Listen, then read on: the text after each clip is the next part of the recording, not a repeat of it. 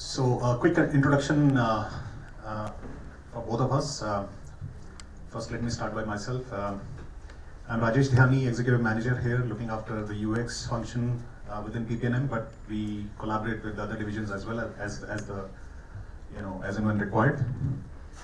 I've been here with Hexagon for the past 4.5 years now, and I have been in the industry.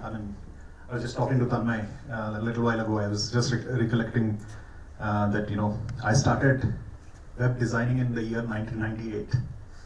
So it's been like crazy years, and it has evolved so much. The topic that we are going to address today is not even new. It's been around for some time, but that simply because it's such an overlooked topic that we thought we need to talk about it. So without further ado, let me hand over to Tanmay for his bit of introduction. Hello everyone, thank you for coming here. So I'm Tanmay, I just joined last year. I used to work in mobile technology. Right now in hybrid native mobile app, UX of mobile app and mobile application lifecycle. So I already worked in different applications from consumer based to enterprise application and everywhere. So UX is very important for any application, for any website, everything, because that's the thing that we generally see when we land up to any product. And for that, we are going to explain what we should focus on to create a responsive design. So Rajesh, over to you. Thanks, Tanmay. So just a quick refresher, and you heard Claudio talk about convergence this morning, so just kind of wanted to refresh our memories, on what exactly is this. And you'll see this happening through the day because, this is very important, as you would have gathered from Claudio's talk. So quickly, just, it's an enabling technology platform that Hexagon is investing heavily on.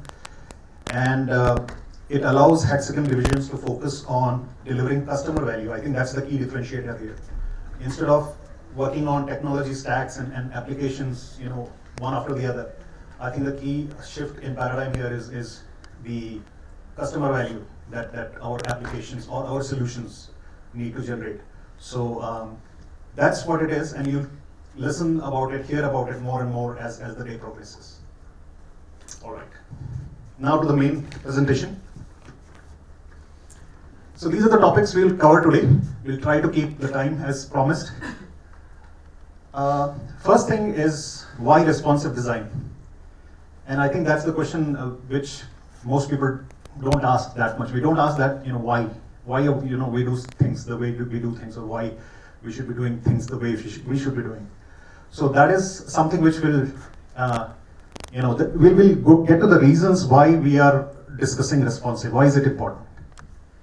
The second part that we'll briefly touch on the actual components of responsive design, or what exactly is a responsive design as a concept. Okay? And then finally, we'll get down to the business of doing responsive design in our solutions, in our applications, in our web. But a disclaimer here, we're not getting too much technical into it because 35 minutes is barely any time to explore any code or any approaches. What we hope to do today is to get you interested enough to go out of this room, explore, start a dialogue with us. So now you know that Tanmay and I are very passionate about responsive design, so you know where to get hold of us and discuss if you have any needs for responsive design. So and finally, as I said, we will want you to kind of do the actual digging, do the actual research. We will leave you with some sort of a flavor, and we hope that that will be enough for your curiosity to get generated. We basically want you to get interested in responsive design. So this is really so interesting. Like whenever we see any application or we search something in Google and we land up to some page that you'll feel that, okay, I have to scroll a lot to the right, I have to scroll a lot to the bottom just to see the pure content of it. And that's not always good. because it consumes time, and this is not what we are getting, like what we are searching for. So that's why we need to look for responsive design, and we'll give you more interesting thoughts about it. So Rajesh, please. So here is the biggest reason why responsive design is needed in today's world. The first thing is that, this graph that you see in front of you, presents the data from July of 2016 to July of this year. So 12 months apart. And you can see this intersection here. So the green line basically is about the desktop usage, and the blue line is the mobile usage. And this was a watershed time when the mobile usage overtook the desktop usage. And you can see the gap is increasing. If we go by these trends, perhaps we can see a bigger gap emerging. So without a doubt, we can see that people are using mobile, preferring mobile over desktop day by day, right? So for anything that they need to do online, that has been the trend, and it will keep on growing. So the importance of mobile design, more mobile-centric design, is increasing day by day. That's one proof why we need to be serious about about our design, which is suitable to be served on mobile devices. So the next bit of data here has to do with the viewport resolution. Guys, familiar with viewport? Okay, in simple English, viewport is nothing but the width and height aspect of any browsing element or agent that you're using. It can be a browser size on a desktop, it could be a browser on your mobile or anything. So again, the data here shows an increase in resolution. This is the most common resolution. The blue line here depicts 360 by 640, which is the most common resolution used on mobiles. Okay, so again, the proof is there that, and the green one is actually 1366 by 768, which is most common resolution being used on mobile design, on desktops rather, right? So you can clearly see the gap that is there. This is the most commonly used resolution on mobiles these days. And there are several other resolutions in between, but you can see they are nowhere in the picture, right? So that again is a very compelling reason why we should be getting serious about responsive design. So putting those two bits of data together and other aspects, of where we are headed, we can clearly see a shift in demographics as far as mobile usage is concerned. Even grannies these days, old people are learning how to WhatsApp and how to, transfer money. It's fairly common, right? So it goes without saying that we need to be really thinking hard on how we serve our content and how we help improve the user's experience. The key thing here is that a question might arise, so can't this problem be solved by native applications? Native applications, I hope everyone understands, are the ones which are designed or developed specifically by the various operating systems that we have. We have Android, we have Apple, iPhone, and then Windows, yeah, and so on. So those are native apps. Those are built for those operating systems and contexts, and they're built with a certain bit of standardization in those areas. But the unfortunate thing is that they are not compatible or kind of, so an app meant for iOS cannot run on Android. That's a given, right? And it reminds me, I just mentioned 1998 when I started web designing. In those days, we used to have browser wars. We used to have IE versus Netscape versus Fire. Some of these names might not be familiar with the younger crowd here, but that used to be the case long ago. And today is a similar sort of ecosystem. and we have different and disparate sort of operating systems which are competing with each other, and that makes the lives of the users that much more difficult. There is no seamless transition between one context to the other, and so that's why not everything can be done by native apps. If you have a content which you want to reach your audience without the constraints of these application barriers, you need to be serious about responsive design, because that's the only way forward. That is zero footprint, so you don't need to install any application, so there will be no footprints. So, and you know that security became some issues for some apps. Like, we are not so much concentrated about giving, while we are giving a permission to any app, suppose Truecaller, we give permission for reading our contacts. Any other app you can name that take messages, read messages, but I have seen several apps and several security issues where if you give the permission, they will read all the messages from your mobile. So this is you have to keep in mind always, whenever you feel or installing any app, always think about the permission, why that app needs it. If you don't think you should provide, then you should not provide. Like for my, I am using an Android phone, but none of my applications that I have installed have the permission for reading my messages. They can read my contacts because they already have my contacts, because Truecaller is everywhere.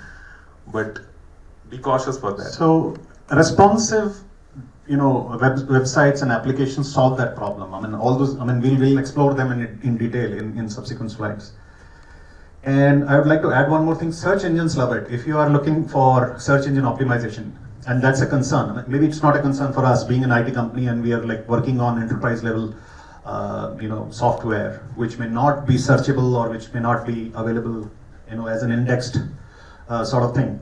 It may not be, but it's good to know that there might be certain situations where you might want your applications to rank high on the search results, and that's where responsive design fares much better than your native apps. All right, native apps are a closed system, right? So that's very easy to understand. They are a closed system, and that's why your content doesn't flow freely across those closed systems. So the other reason why we should get serious about responsive design is a key one, and around which we started this discussion today, is about user experience. So user experience in a nutshell is the emotional response to your product, right? How good or bad people feel about your product after using it, after interacting with it.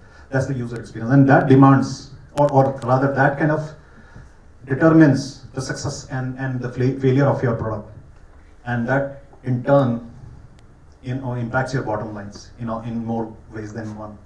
So user experience is very critical, and you might have seen this term crop up in so many presentations these days. It's one critical aspect that no one can afford to ignore, right? So in the context of a mobile, let me, or in the context of responsive design rather, let me quickly point out what are the things which determine the user's experience of a mobile application, or for that matter, any content that they access on any device. So the critical consideration is the form factor, and by that I mean the size of the viewport. How big, how wide, how tall. This aspect actually means if it is in portrait mode or it's on landscape mode. That determines a lot. We do it so seamlessly. We use a lot of content on our iPads, on our mobiles, on our desktops without thinking twice. But we start thinking when things don't work the way we expect them to. And that's the focus of user experience. That's the focus where we need to be proactive enough to figure out ways in which the user doesn't end up in that situation. And what are the proactive ways? Being aware of the limitations. You can't do much about a situation if you don't know about it, right? So what are the limitations that the user has? Under what context is the user operating? Those are the kind of things that we need to kind of be aware before we can do anything about it. And that's what this slide is about. So the responsive design centers around these considerations that, okay, I mean, we've established that we want our content to be flowing seamlessly through various devices, various contexts, various, one person is working in an office, housemaker is working in her home, a kid is waiting for a bus on a bus stop and wants to use your content there. So these are the different setups, these are the different contexts in which your content can be expected to be used by your users. And so if you need to apply your thought process, you need to be aware of what are the constraints, what are the difficulties that are likely to crop up in those contexts. And that's what we are trying to highlight here. We are saying that form factor is one thing, the size of it, the length or width of it, the aspect ratio of it, viewing distance. So when you're using a desktop, you're viewing it probably a foot and a half away. With an iPad, it kind of comes closer. With a mobile, it even comes closer, right? So that determines your design. It determines how big your font should be, what kind of colors are you going to use, right? Or how wide or how far apart will your visual elements be. Next is, I already spoke about ambient conditions, whether it's outdoors or indoors. Outdoors, obviously, you need more, high contrast sort of layout or a design or a color scheme. Fat fingers. So the pointers that we use on desktops are very, very precise. They are precise to the degree of a pixel. That's why pixel exists, right? Because, of course, to draw the thing on the screen, but also the mouse pointer is so precise that it can click down to the last pixel. That's not so with the fingers. A, because fingers in all shapes and sizes, right? And B, while touching, we are not that accurate. So again, how you hold the phone, that also determines how you interact with your phone and all that. So that's another important consideration of responsive design. So and what has so for staying on this point, what implications does it have? You might ask. So for a mouse-driven UI, perhaps you might not. Your UI might be forgiving in the sense that even if the user clicks not exactly within a button, even if they click at the edge of the button, the work will still be done. But with the mobile, chances are that they might click on the next button, which might be a prompt for deleting your or transferring some huge amount of money from your account, right? So or any other undesirable effect. So that's another thing that we need to be aware of. How big should your buttons be? So I'll just give you an example. For example, the standardized size that or the guidance that various mobile toolkits offer. They have standardized the size of a touch area or the hotspot to be an equivalent of 7 millimeters. Okay, that's fairly standard across Google, I/O and Windows.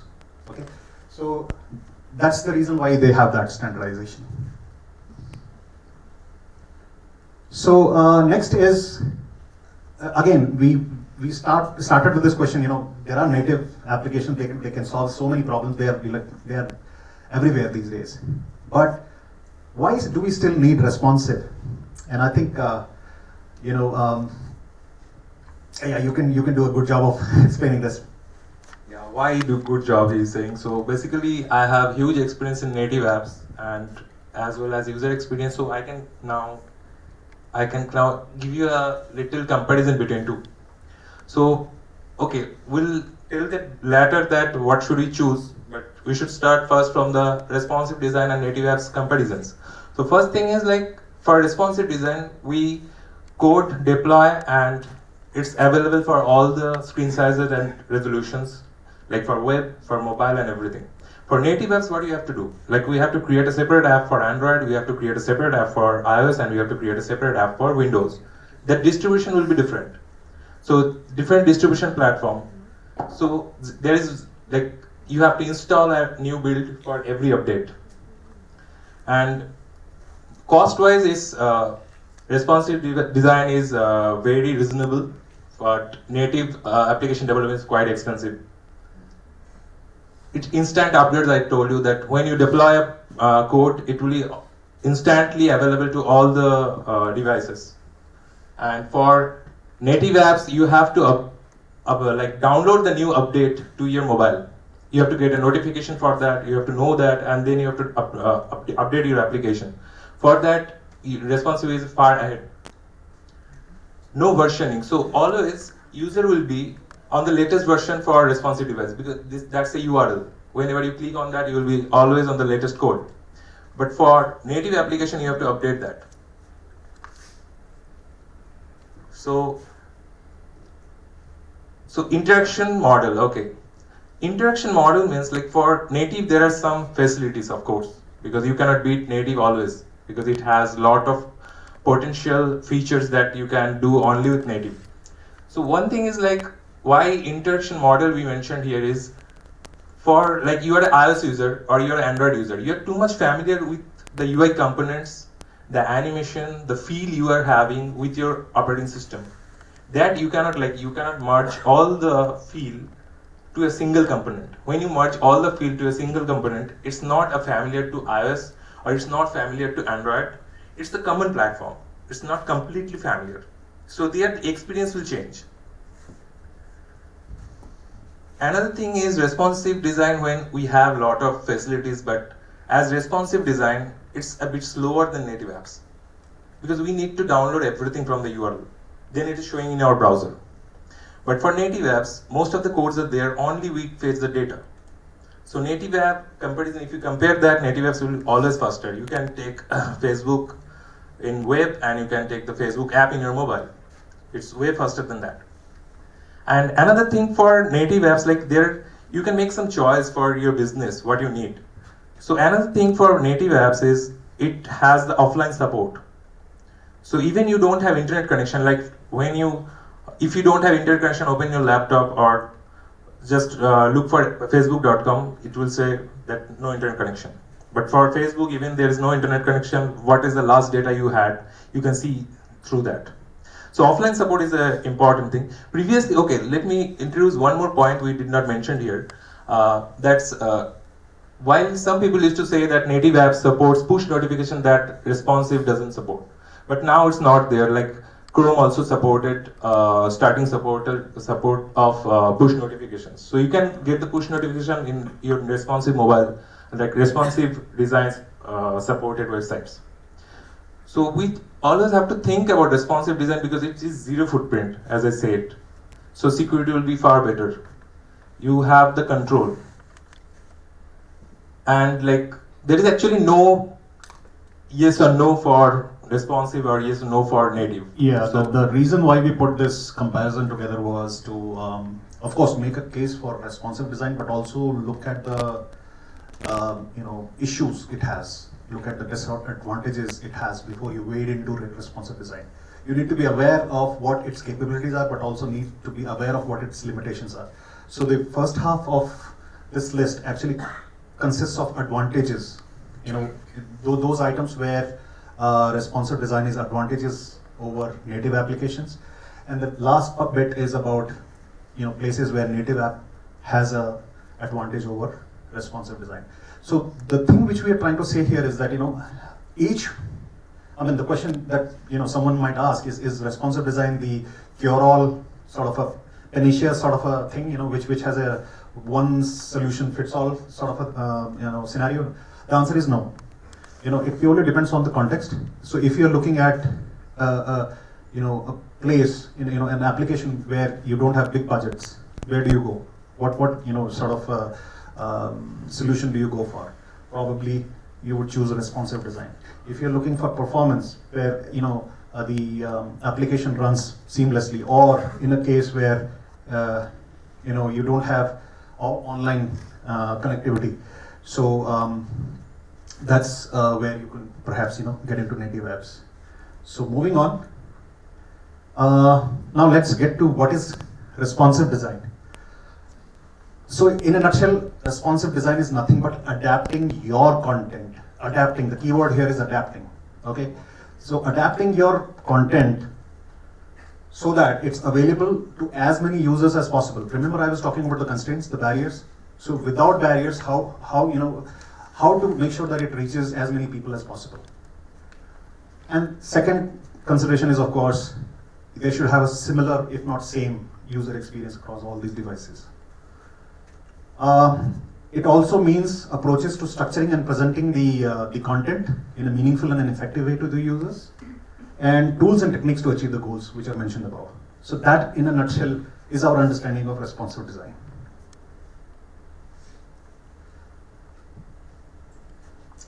So we have a comparison between fluid and adaptive and responsive design.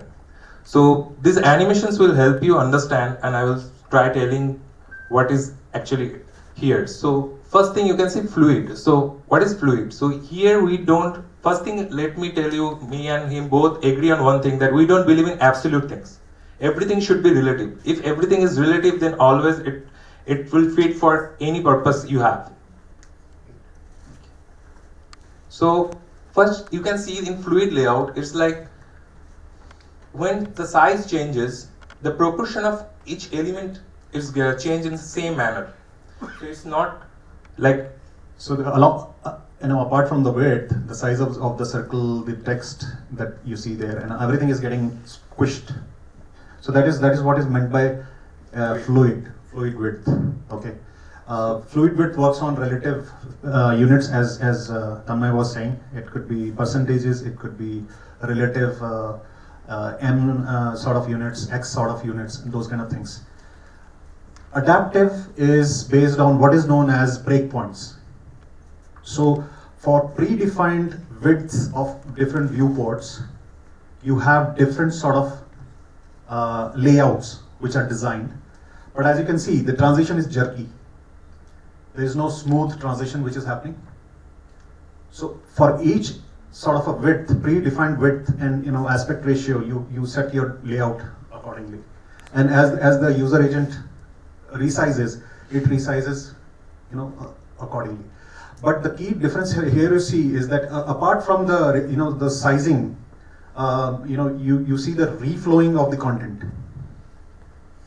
You see the circles are now vertically. so it will arrange depending on your screen resolution. So basically for adaptive screens, we have different layouts altogether for different breakpoints. Like for minimum width, if the minimum width is 320, then we'll have this layout. If minimum width is 720, we'll have this layout. And responsive is a mix of the two. You put these two together and you get responsive. So responsive assumes that it will, so for example, coming back to adaptive, it takes care of set sizes, okay? Fluid does the seamless transitioning. Responsive does both. Responsive, transitions with a smooth transition, as well as reflows the content based on what the layout is, okay? So now, the advantage of this is that if there are any other intervening sizes that are not covered in your predefined sizes, those will also get covered. There is a high chance of that getting covered, okay? So that is a simpler way of understanding responsive design. You're trying to get your design out to as many people as possible.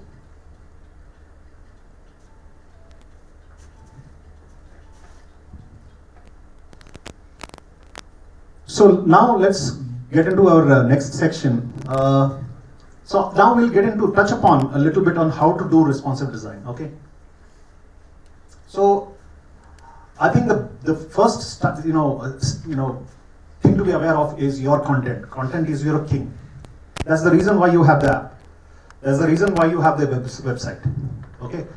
And content can mean various things. It can mean pure simple text, textual information. It could mean media, which includes images, videos, and so on. It could also mean functionality. So if you are designing only an app, it's not a website which shares information, but it allows users to do certain things. That's where functionality comes into play. So all these things put together are called content, right? And that's the reason why your website exists. So remember, the objective for you is to make sure that the content reaches as many people as possible without any hitches. And so to do that, you have to look at your content strategy. What is important for you to send across? What is it that is very important? What is that is not that important? How can you group, categorize and chunk your information so that it appears as connected items? Okay, that's very important for users, because remember, users work with any information or any functionality based on the context. They relate things. It's never, a single word or a single sentence will not mean anything unless it has a context. Same goes with applications also. All right. So key considerations while doing your content strategy are, how will you create this? Who will create this? What is the frequency of your creation? This more or less applies to the websites more than the applications, but then applications also have their life cycles, right? And those are the things which we do, cover in our sprints, right? What will happen in the next sprint? What button will we add? What layout will we add, right? So that's in a nutshell is your part of your content strategy. As I said, information architecture and design is another key thing that we need to do. So we have to think about mobile first, because when you think about any website, we should think about the mobile first. So see, if we think about mobile first, what will happen? Like, we have a restriction. We have restriction of size. We have restriction of performance. We have restriction of bandwidth, internet connectivity. So if we think about the mobile layout first and mobile performance first, then it's very easy to expand that to larger screens. That's why we have to think about the mobile first. So he already explained about content priority, like content strategy he explained, so I'm not going there.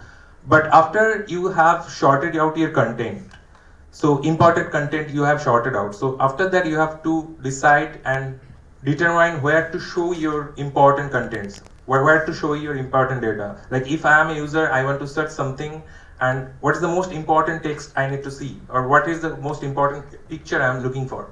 That should be aligned properly. So we have to decide that. That's visual hierarchy. Then design with the smallest breakpoint and then scale up. That's what I said initially, that start thinking about the smallest screen available, put your all data over there, arrange your views like that, and then scaling up. Because when you summarize everything, you have a gist of your content, what you want to show, and then if you have to go and expand that, it's always easy, because that time you have a lot of space available. Yeah, in other words, when you start with the mobile first approach, what happens is you've already prioritized the most important part of your content. You've already zeroed down on what is the most important thing that you want to reach across to the user. So if you do that, then later on you can add layers of enhancements and good to have things later on. So we already talked about enlarged touch targets, that fat fingers. Hovers don't matter here because it's all touch. Think from a perspective of how application, web mobile app ecosystems work, and use those same standards as far as possible. Avoid large graphics for performance related issues, and test in real devices, because testing in simulators or in sort of development tools is much different than how it works in a real context. So always try to test in real devices. So key ingredients, what is inside, like what we have to think about to start to create a responsive design. So as we already explained what is fluid, so you have the idea that there is nothing absolute, we have to give percentile to match up the screen. So there you have a grid, so you can have a grid that will auto enlarge and shrink and even arrange their columns like that. So one screen will do all the purpose for all the screens available, all the breakpoints. In short, basically what you do is that you set your units to relative units, which is percentages or M's or X's, and there are rems. There are several other. If you start digging, you'll find out there are absolute units to be used and relative units to be used. So the idea here is if you start using your widths, the units for your widths to be relative units, your job is done here. The second part is flexible images. Same thing applies, but here the difference is that apart from the flexible, the relative widths, you also have a set of images for each breakpoint. Remember, a breakpoint is a preset width and height as per your devices. You start with most common devices. The graph that we saw earlier, the resolutions that we were talking about, those are like the most commonly used ones. So you use those kind of guidelines, the width and heights and viewport sizes, and based on that, you create a different set of images for each breakpoint, and then have the relative sizing in between. And the most important part, how do you put them together? You can do things, but how do you relatively show hide things or move things around, redraw the layout? That's where media queries come in. So media queries are nothing but a set of rules. These are conditional rules which, based on, they are part of the CSS3 specification, and they basically, based on the width of the viewport, they resize the layout. So thankfully we are on the last slide now, just in time. So where to start? So we have, I hope today we have sort of planted a seed for first timers at least about responsive design and the importance of it. And we want to kind of highlight a few things. These are some of the HTML frameworks which are very popular. Some of you might have heard of these already. Bootstrap, Foundation, and Skeleton. There are many, but we have just listed down these three.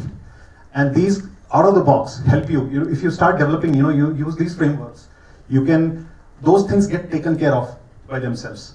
But I would rather say that you start exploring the responsive design from ground up. That way your learning will be much more embedded and permanent. And to help you do that, there are some links here. You can further explore. And happy responsive design. Any questions? Yeah. We might take one, just one. If no one has one, I can. Sure. Somebody else? Responsive design. So I can give you an example. For Android, we have different images set of different images that we load for different devices resolution, because Android has around more than 10,000 type of devices and 8 different types of resolutions. So we generally support that internally. But responsive design, we have native apps, we have websites, but if you are going for any websites, it should be mobile optimized also. For that, the simple reason why native apps don't have to sweat on that is because they are a closed system. So they have already designed those things, keeping those things in mind. Responsive design, the sheer reason why you need to worry about responsive design is because your content is crossing these boundaries. It's flowing across those closed systems. So it might be opened on an iOS, might be open. The same content might be opened on desktop. That's the reason why you need to be very, very deliberate about what you do in responsive design. No, I was not talking about the first two patterns, fluid or the other one. Adaptive. Adaptive. About responsive itself, does the native app inherently support even reconstructing the UI? Yes, it does. That's what I said. They've done it. While they set up those standards, they've already taken care of that. So that's inherent to the OS. Thank you very much. Thank you. Thank you, both of you, for sensitizing us on this user experience and responsive design. Sure. We'll be mindful definitely that we design. So you can, as I said at the beginning of the talk, if you are interested in reaching out to us anytime, drop us an email. You can find us on the directory. All right. Thank you.